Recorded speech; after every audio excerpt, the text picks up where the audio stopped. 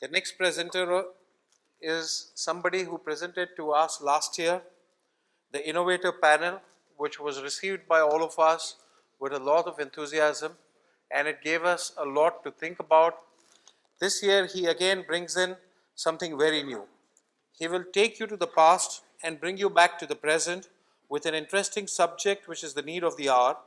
The printing and packaging industry is undergoing an intense metamorphosis, and professionalism is the need of the hour. Iqbal Kherodawala will present the ITK Show, which will take you through a talk which focuses on the need of the current businesses. This presentation by Iqbal will talk about how businesses need to evolve with the times, past and present, to strike professionalism in today's world. Please join me in welcoming the man of the evening and my dear friend, Iqbal Kherodawala. So my friends, what is the ITK Show? Last year I had the pleasure of sharing with you a very interesting mix of innovators from our industry who do not actually believing in towing the line.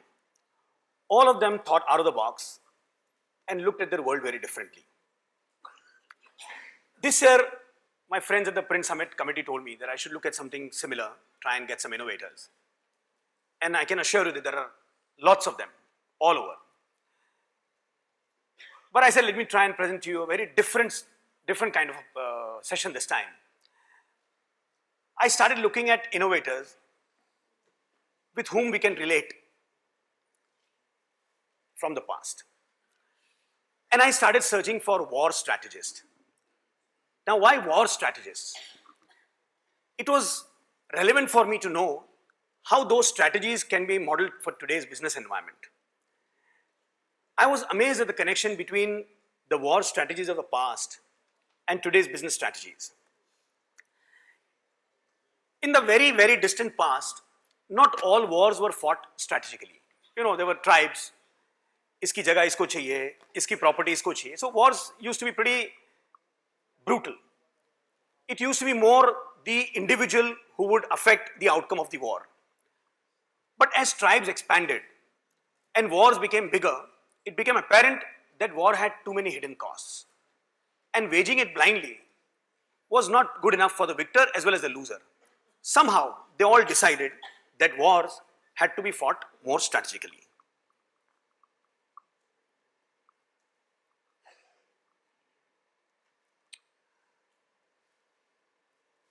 Did I move one? Okay, so that's right. All right. Now the question is war strategy and business strategy similar? The word strategy comes from the Greek word strategos, which literally means the leader of the army. So what wars actually started becoming, they became the art of generalship. What formation to fight in, what terrain should the war be fought on, what strategy to adopt, and to minimize loss of life and equipment became more important than anything else. And when two opposing generals thought similarly, it became important that the general who could outthink the other general would win the war. If I tell you that since the last 75 years, there has not been any major war per se, but most political leaders, army generals, corporate honchos, business leaders continue to read war strategies. Why? Because the rules of the game haven't changed.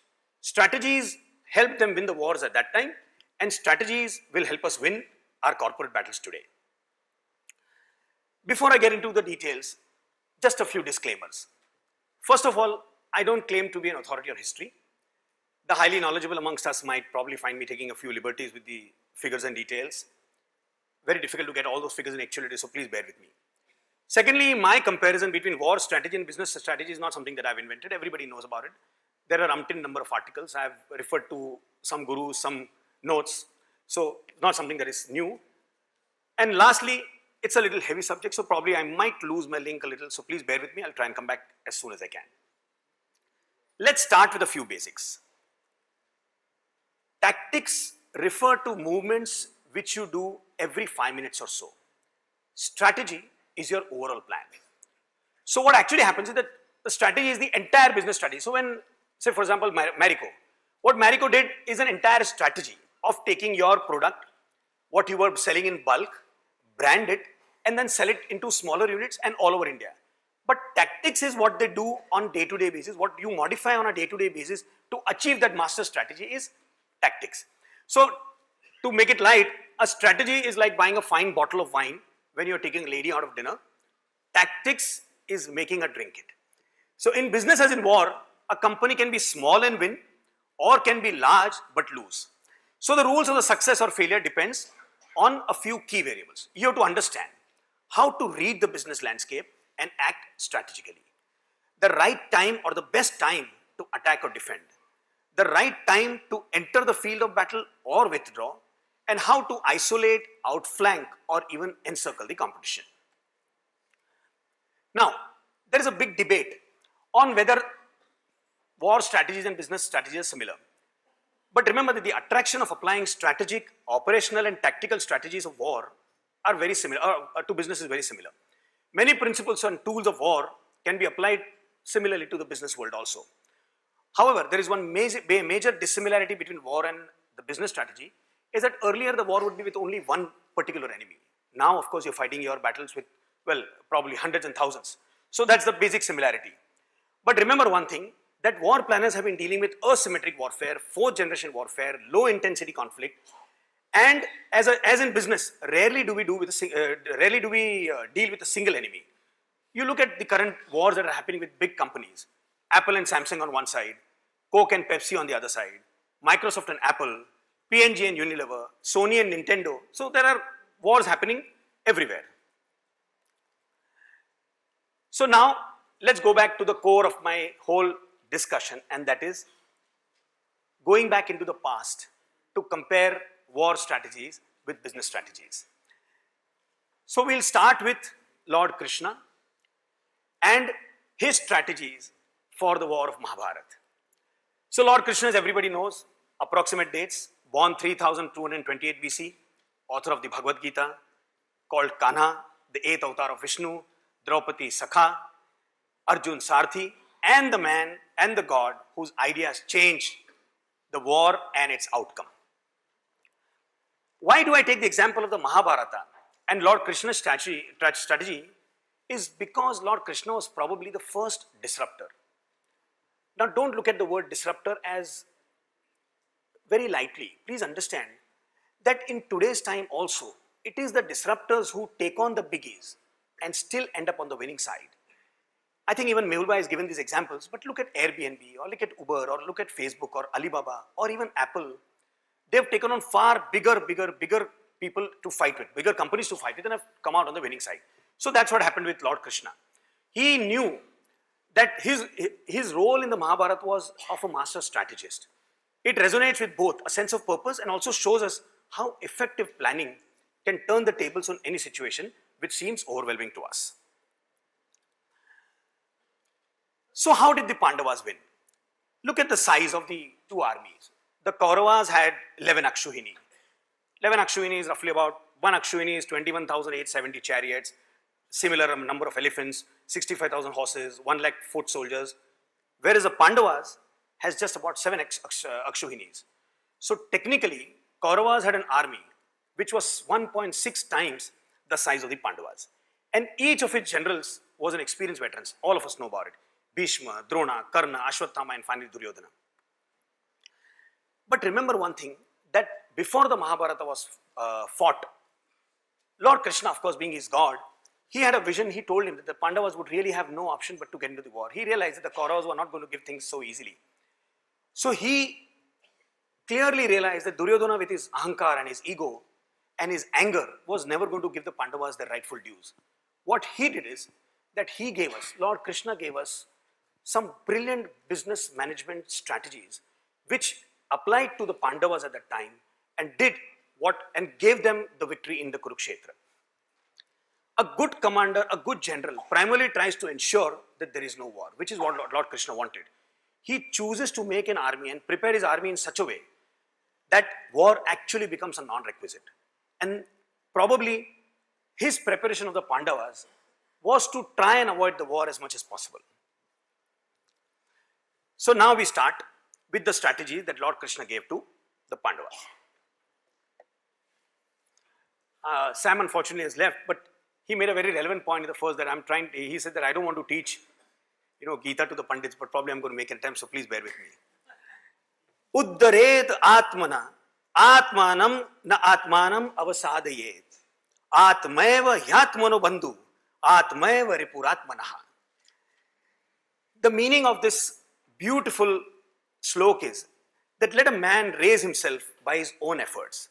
Let him not degrade himself, because his best friend or his worst enemy is none other than himself. Please understand that what Lord Krishna did is got the Pandavas to prepare themselves. Karna went on a countrywide mission, subdued the different kingdoms, acquired lots of wealth, but it meant a lot of loss in terms of both men, money and creation of new enemies. What did the Pandavas do? In exile, they turned their attention to improving over their weaknesses. Arjuna goes out to acquire the Divyastras, Bhima meets his brother Hanuman and gets blessings of enhanced strength, Yudhishthira acquires teaching from his various wise rishis, learns the game of dice. So technically what they do is, they learn everything to be prepared for war. So management lesson number 1, try to tap new opportunities instead of simply focusing on killing your competition. If your competition dies, there is only a smaller growth in your business because there would be another one in a short while. But if you go for newer opportunities, you will have lots of added strength to your businesses. I'll give you an example. When General Electric was going a bit slow, what did Jack Welch do? What Jack Welch did is that he brought in Six Sigma, preparing for times when the business grows. What are we supposed to do? What is our preparation in order to win our future battles? Look at your operations, reduce your costs, review your vendors, do effective house cleaning. For us, this lesson from the Mahabharata, what Lord Krishna has left for us, is that be prepared. Don't look at any issue when you feel that, okay, abhi thoda sa kaam thanda hai, ya abhi business ke andar kuch changes lana hai. You please understand, be prepared for the future. This same principle that worked for Pandavas is going to work for us. I'm going to give you a small example. A company like Zara, I think Sam only gave an example. A company like Zara, most companies which are dealing into textile and clothes have a cycle of 3 to 4 months. But how does Zara prepare themselves? They have people on the shop floor with pads. They immediately get information about what is running. Is the top right? Is the color correct? Is the quantity of this particular skirt okay? Is the feel right? And they have an immediate backup at their main server where they keep on feeding these informations. They are constantly prepared for the next onslaught of a new fashion. You have to be prepared.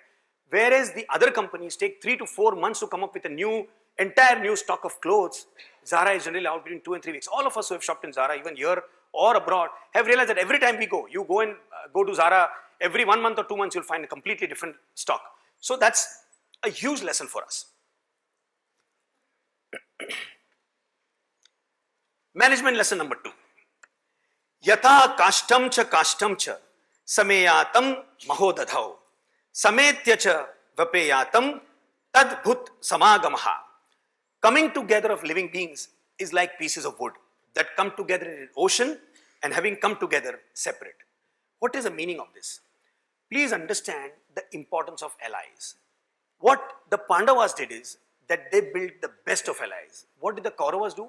They were so confident about everything that they never just bothered about the allies. Except for Gandhara from Shakuni, they had practically no allies. But look at Pandavas. They had no wealth, no power of their own, but they had powerful allies all over India. Panchala through marriage of Draupadi, Dwarka through marriage of Arjuna, Magad through marriage of Sadev, Chedi through marriage of Nakula, etc., etc., etc.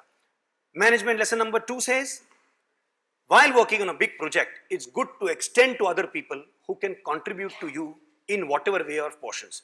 The more allies you have working for your achievements, the better your victory will be. We see this happening all the time. You see Canon working with Ose, you see Komori working with Landa, you see Apple working with Samsung. See, they both have a lot of fight with each other on copyright issues. But each and every iPhone of Apple is manufactured under factories of Samsung. They realize that in order to grow effectively, they have to have allies. You cannot have your own self trying to achieve the target that you intend to grow to a level that you want to do that. Even a company like Starbucks, for example, all of us know Starbucks is famous only for coffee.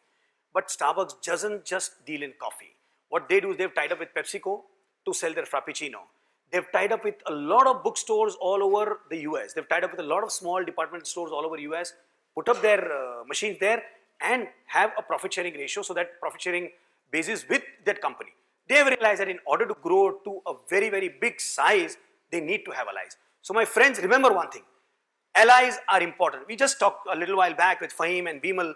We spoke about paper products having tied up with WebTech, Interlabels and Scan. There are tons of examples. Manipal has joined with Utility.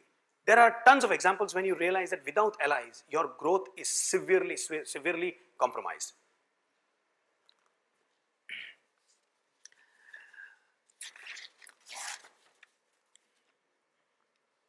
Management lesson number 3.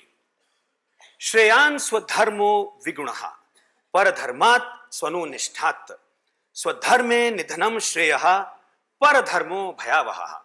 It is better to strive in one's own dharma than to succeed in the dharma of another. Nothing is ever lost in following one's own dharma, but competition in another's dharma breeds fear and insecurity. In the Kauravas, nobody wanted war, except for Duryodhana. Bhishma Pitama didn't want war, Karna didn't want war, Drona didn't want war, Kripacharya didn't want war. They were all busy trying to convince Duryodhana. There was no, everybody had their own issues with the Pandavas, they had their own connection with the Pandavas. Bhishma says, I'm not going to kill the Pandavas, they are my grandchildren. Drona says, they are my students, I'm not going to kill the Pandavas.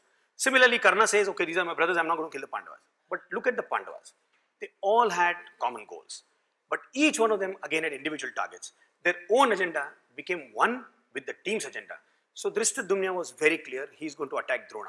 Shikhandi was meant only for Bhishma. Arjuna was clear that he is going to go only after Karna. The right team is made by selecting the right individuals. So get the right man for the right job. So management lesson number 3, my friends, align your individual goals and skills to the group. It will help you get maximum output because every individual is pumped to fulfill his or her personal goal, which in turn will become the common goal.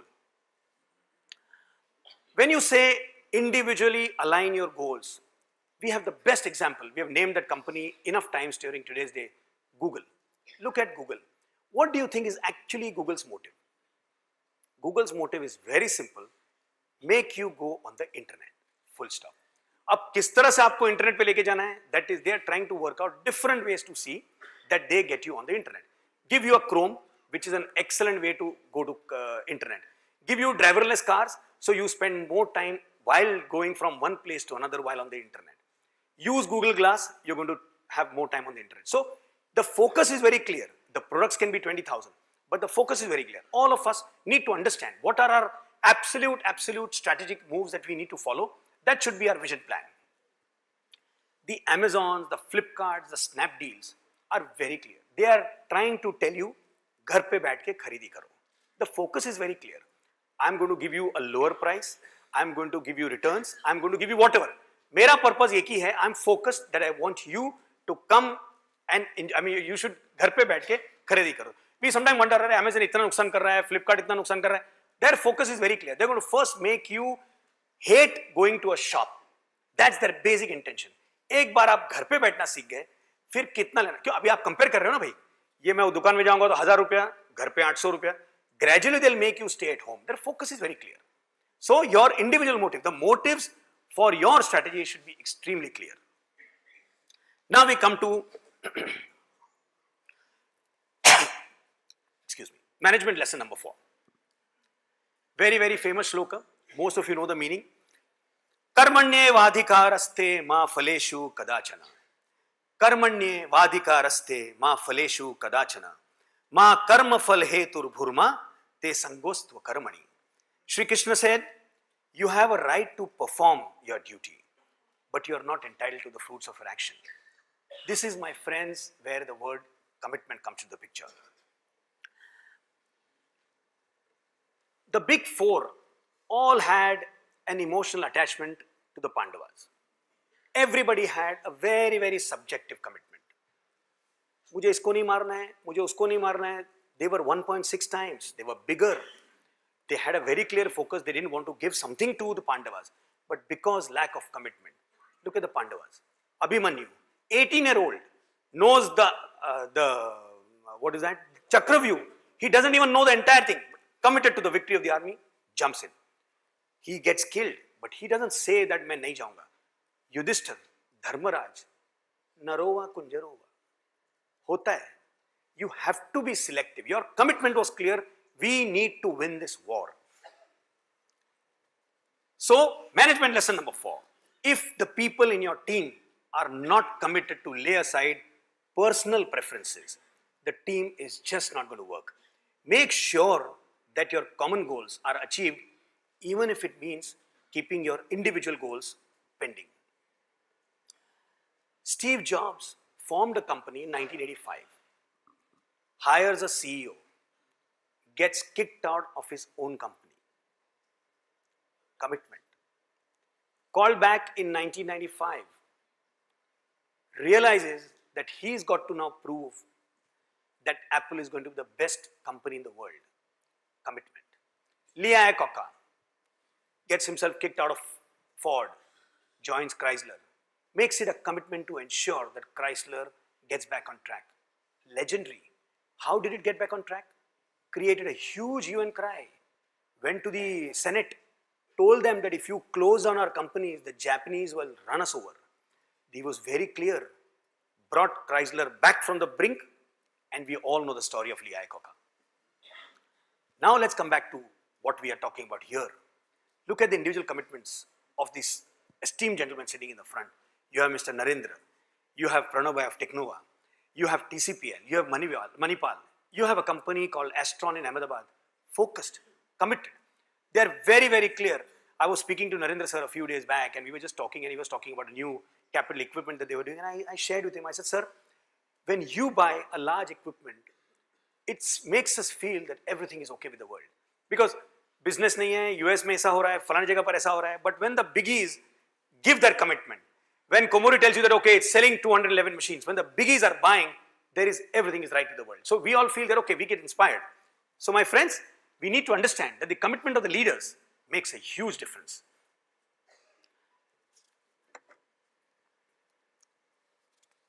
Management lesson number 5. Sahajam karma kaunteya, sadoshmapi na tajet. Sahajam karma kaunteya, sadoshmapi na tajet. Sarva ramba hi doshena, dhumen agni Sarva ramba hi doshena, dhumen agni avrata. Meaning, nobody should abandon their duties because he sees defects in them. Every action, every activity is surrounded by defects as fire is surrounded by smoke. The right managers make every strategy work. Today in the morning when we were talking to Mr. Harsh Mariwala, he made a very relevant point about talent. If you have the right talent, and he was very clear about it. Individuals can grow up to a point, but unless you have the right talent with you, it's just not going to work. So you need to have the right people to run your strategy and to make it successful. You had Krishna, the greatest crisis manager the world has seen. You had Yudhishthir, a low-key strategist. On the first day itself, Yudhishthir goes, falls at the feet of all the seniors, tells them that I don't want this war, makes them mentally come onto that side. And while he's coming out, does a strategic move, talks to all the soldiers and tells them, Baba, humko to war nahi chahiye. We don't want to fight, but we have no choice. You guys are depriving us of our right. You had the right man, and when somebody like Dharmaraj or a Yudhishthir speaks, the crowd, the soldiers there immediately lost their will to fight. Yudhishthir was the son of Dhritarashtra, immediately joined over on the other side. Makes a huge difference. So put the right people in the right places. If the managers or team leaders are not able to inspire or provide directions, the team won't function effectively. This, believe me, is one of the most important aspects of any management team. You know what Toyota does? Toyota gets its senior most engineers and puts them as in charge of the other engineers. Their experience, their ability to innovate makes Toyota come up with new products, new ideas and cost cutting continuously. I already gave an example of Zara's. Those people, they are the right people there because they are actually judging the people who are buying clothes. The store managers, the floor managers at Zara's are able to give the right input to the factory and they're able to get the clothes right in time. How many people does Uber work with in the entire country? Why? They have the right people. We just realized 58 countries, 300 cities. How do they manage it? What they do is spend money on the right managers. We were just talking about, somebody was just telling me, TCPL has a solid policy of hiring the right persons, they pay them well. So they have a special people who head either the business strategy division, the plant manager or the in-kitchen. I'm sure companies like Pragati or TCPL or Parkinson's or Technova, they work, they succeed, they grow only because they're the correct people to run the show. It makes a huge difference. And last but not the least,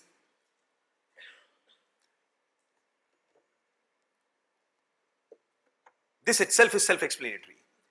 Yatra naryastu pujyante ramante tatra devataha. Yatra naryastu pujyante ramante tatra devataha. Yatra tastu na pujyante tatra sarva phal kriyaha. The meaning is very simple. Where women are worshipped, goddesses dwell. Where they are not worshipped, all actions are fruitless. So my friends, let us not undermine the role of women in our organizations, in our strategy. Please remember one thing. It is important to tap the potential of either your better half or women in your organization. Masculine traits of aggression and dominance should be balanced with harmony and sustenance.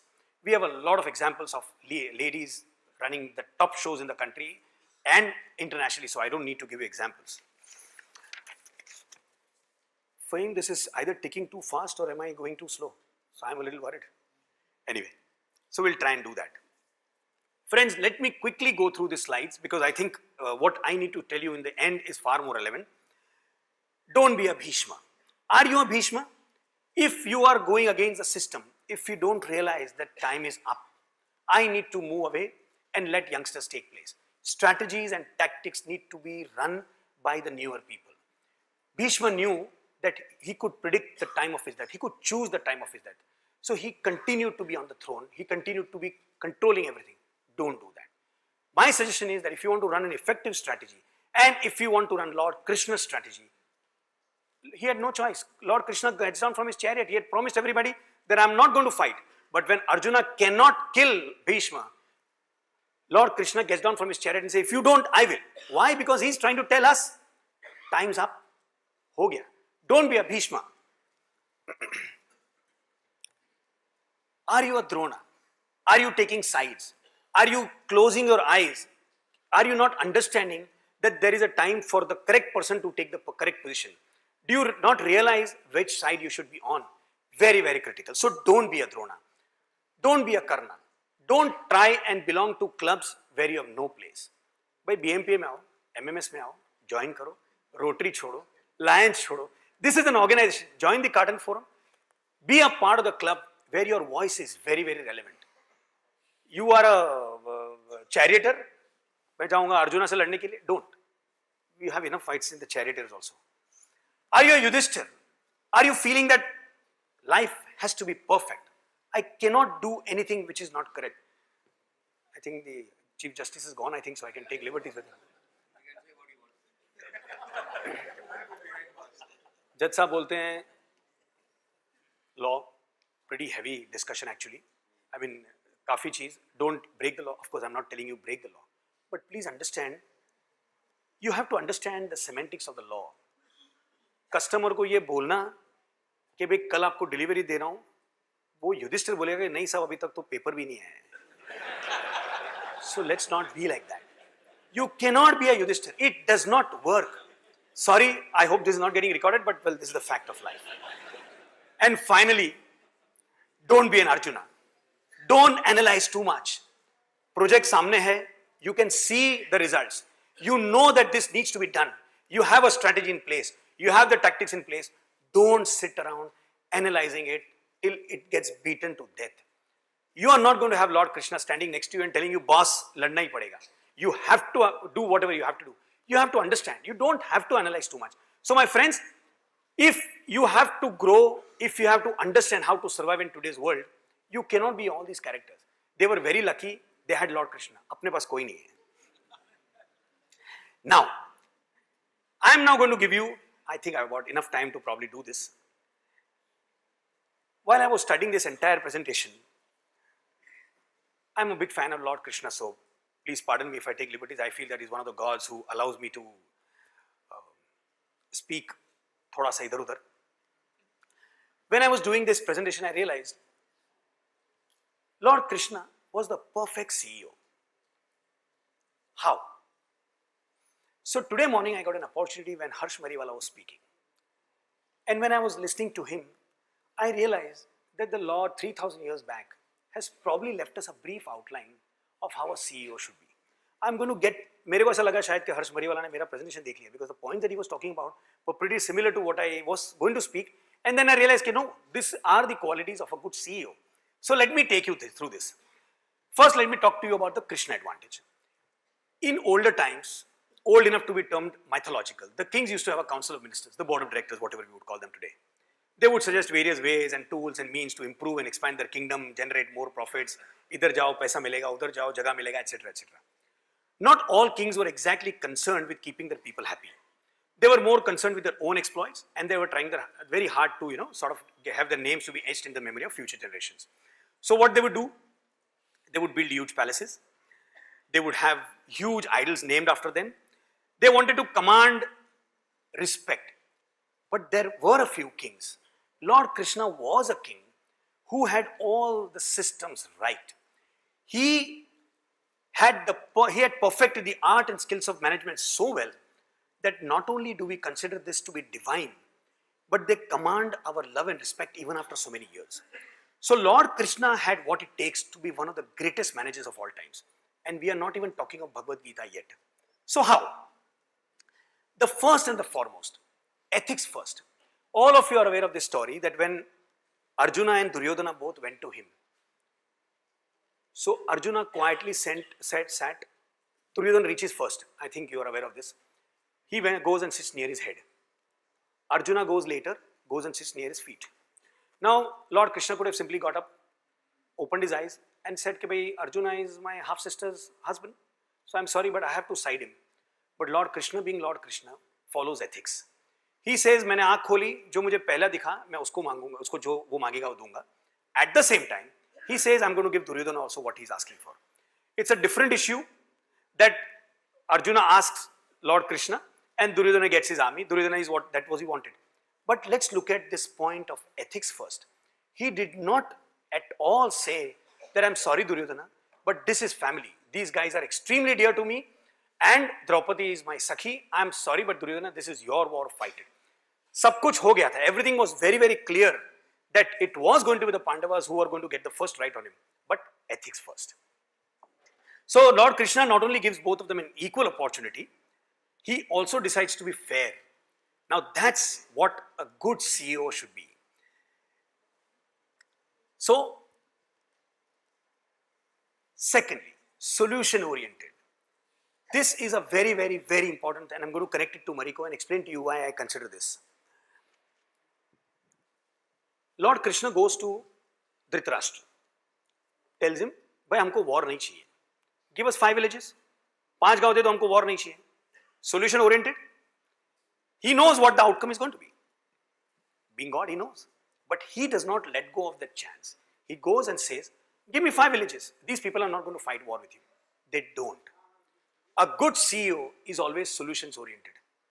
3000 years later, rats. Rats climbing on a bottle, taking off the coconut from that bottle, the whole project failing because a man or the companies, hundreds of companies were not solution oriented. One CEO decides to be solution oriented, gets a bottle done, puts it in a cage, puts mice there, takes photographs, goes and shows it to the people. Unless you are solution oriented, you are definitely not going to get results. So my friends, the Krishna advantage is ethics first, solution oriented second. Thirdly, strategy. Now, without a strategy, like how we said, what did Harsh Bhai say that? What did he say in the morning? When he came to the company in 1977, he realized very clearly that this company is going to go nowhere. The master strategy was made in 1977. He, in 1988, decides to hive off the company. The strategy is paramount. So, for anything to work, any company to grow, all of us need to realize, without a strategy, nothing's going to work. Lord Krishna knew right from the beginning that with a smaller force, this Pandavas are not going to win at all. He knew that they were going to absolutely, the Kauravas are going to be extremely unethical if the situation demands it. But the Pandavas are not going to be unethical. So what does he do? As a smart strategist, he does not break any rule, but he bends the semantics of the rules only to suit the Pandavas. He knew that Bhishma Pitama would never attack a eunuch. So he asked Shikhandi to stand in front of Arjuna.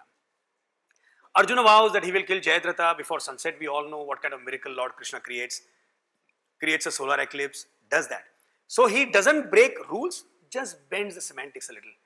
Thank you, Justice, for leaving. All these questions I think probably would not be able to, I would never be able to speak. So a good and an ethical manager never breaks the rules of the organization, but should be smart enough to bend his rules in the realm of the ethical process to the benefit of the company. And lack of ego first. A good CEO, a good manager, a good boss, a good company owner, a person who's running a strategy should not have any ego. We have all realized ahankar kills everything.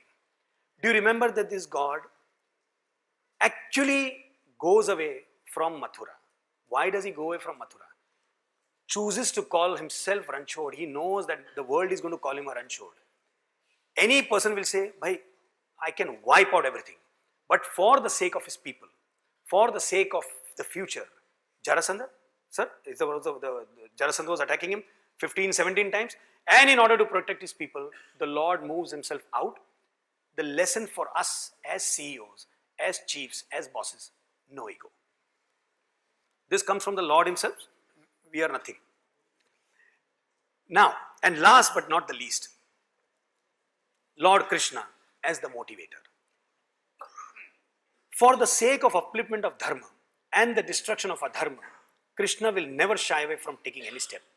Even if it means destruction, it would be creative. Arjuna was worried, of course, all of us know they didn't want to fight the war.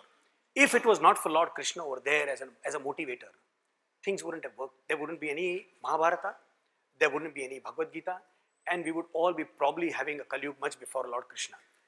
The point is, as Harshbhai said, he was very, very clear. He has been, I think Prithvi asked him that question. He says, I am only an influencer now. Very, very important for all the bosses, all of us, to be the motivators for our business to grow.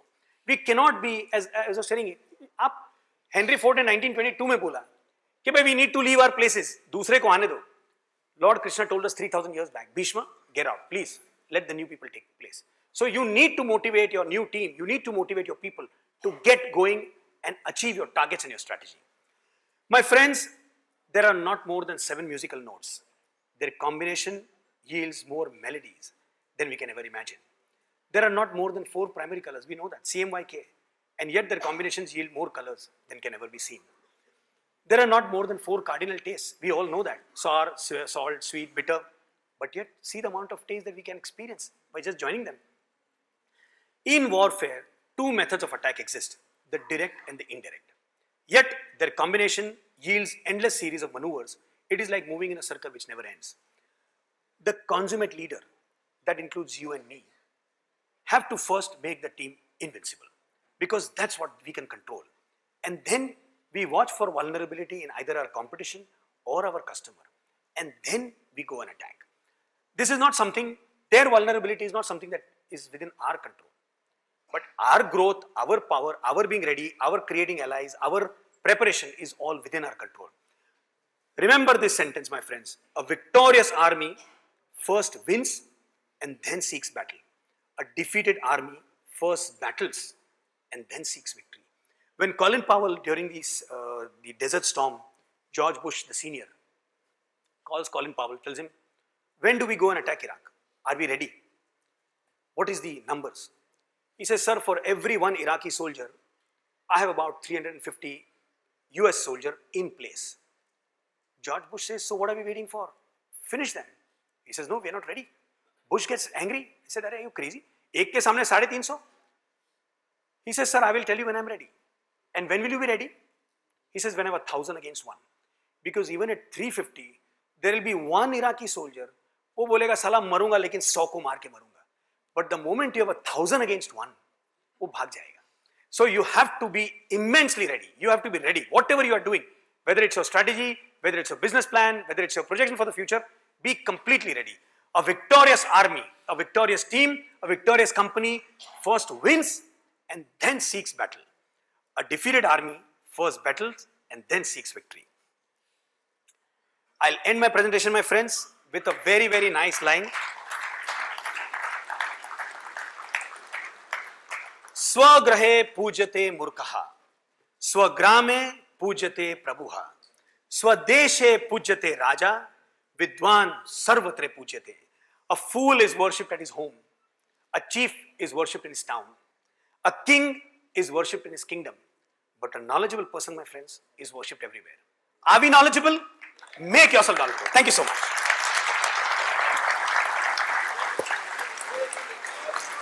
Thank you.